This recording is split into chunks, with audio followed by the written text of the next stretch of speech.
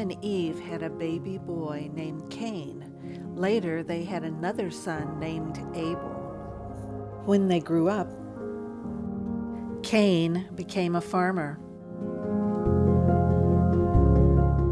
and Abel became a shepherd.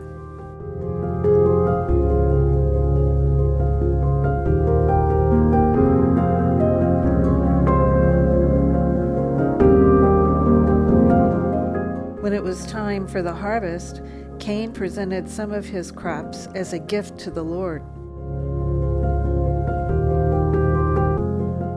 Abel also brought a gift, the best of the firstborn lambs from his flock.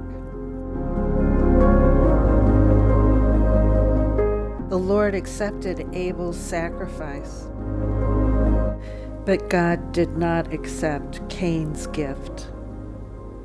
Cain was jealous of his brother and very angry. God said, "Why are you so angry, Cain? If you do well, won't you be accepted? But if you don't do well, sin is lying in wait for you, ready to pounce. It's out to get you. You must master it." One day Cain said to Abel, "Let's go out to the fields."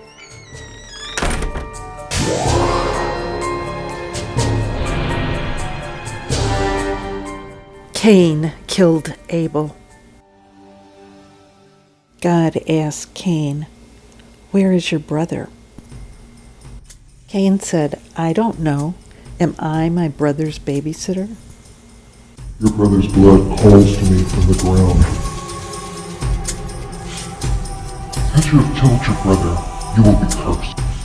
No matter how hard you work, the ground will not give you a good crop. You will be a homeless wanderer on the earth." Cain said, "This punishment is too much to bear. I will be homeless, and people will try to kill me." "No, if anyone murders you, their punishment will be 7 times greater." The Lord put a mark on Cain so that people would be warned to not kill him.